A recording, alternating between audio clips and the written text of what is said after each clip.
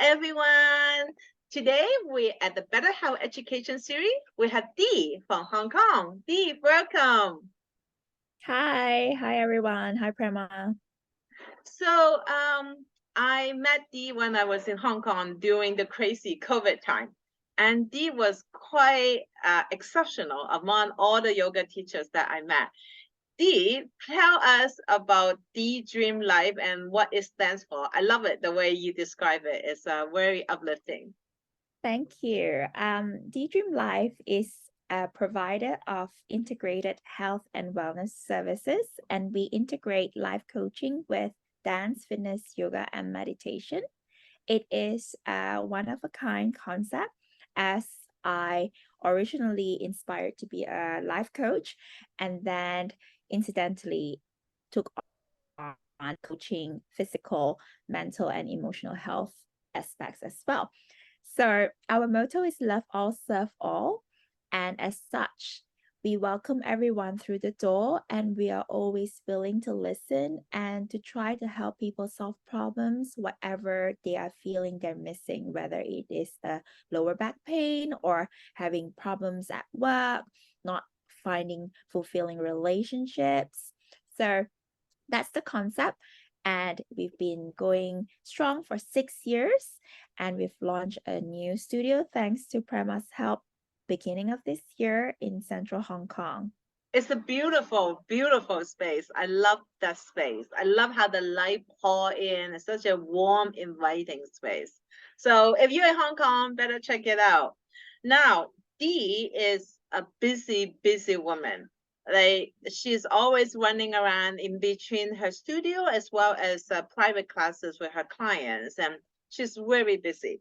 Now, Dee, we all know a lot of burnout wellness practitioners. You are definitely not one of them. It seems that you have quite a strong discipline in how you maintain your physical and mental health.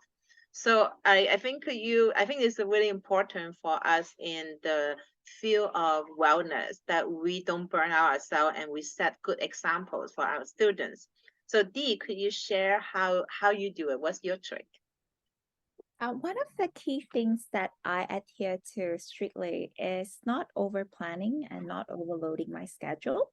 So I do quite a lot already as is. And as such, I try not to pre plan too many other things.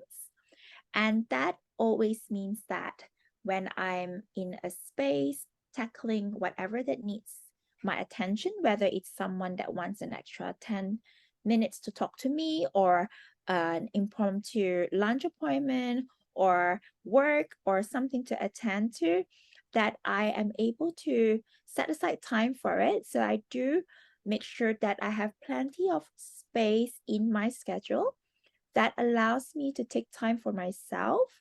My self-care regime is quite thorough. I do soak myself in a bath for half an hour almost every day, and I take a lot of time to myself to watch TV and to not talk to anybody, and to clean my hair, and things that people often rush through, that I really focus a lot on, and that the only way I'm able to fit it all in is that I try not to overload my own social calendar.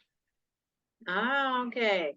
Yeah, sometimes it's difficult to say no, but it takes a lot of discipline and self-respect and self-care to prioritize yourself first. It's very good tip. Thank you.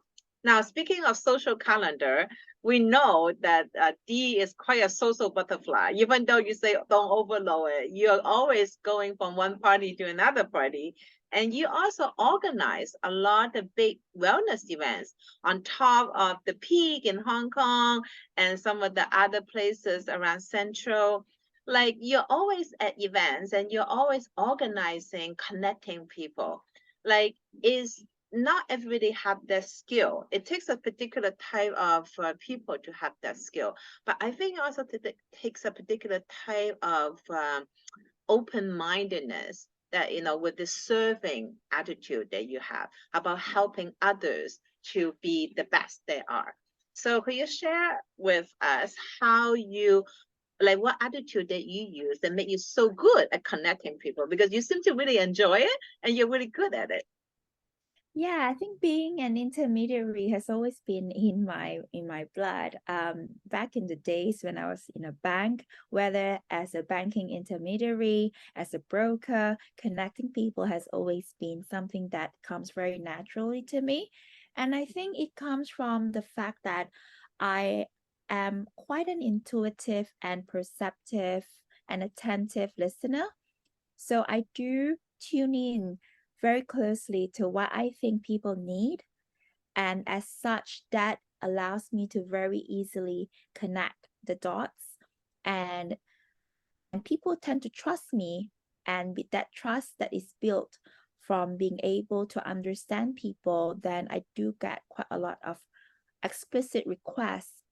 People would feel that I'm approachable to come up to me and say, hey, I'm looking to do something like this, but I don't know where to start. Can you help me and figure out who I should talk to or how I can get going? So um the fact that I try to be as intuitive and as attentive to others does Mhm. open up a lot of opportunities to connect people. Okay. Yeah, that makes sense because I do believe what you give out come back to you. So I mean, the more you try to help other people connect, the more they try to help you to do what you need to do as well. It's really good. Exactly the theory, the doctrine of karma, cause and effect.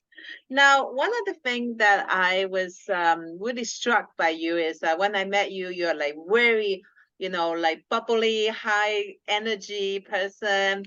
And then I discovered that you actually have a very deep spirituality, and is actually in a lot of things that you do and how you express yourself, how you make decisions. As someone who started yoga and meditation just out of a physical pain. It was all physical health from the beginning. I'm still learning spirituality and I'm still trying to figure out what it means for me. So I thought it was very interesting that because you don't strike as someone that is sitting in a mountain cave.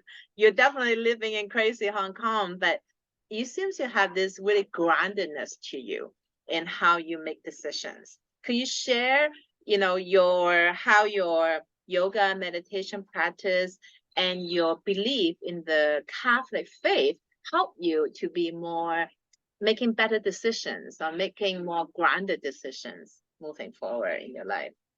Oh, thank you. That's a good point. I definitely don't appear as someone who's religious or spiritual from the outside. And I remember one of my teachers did tell me that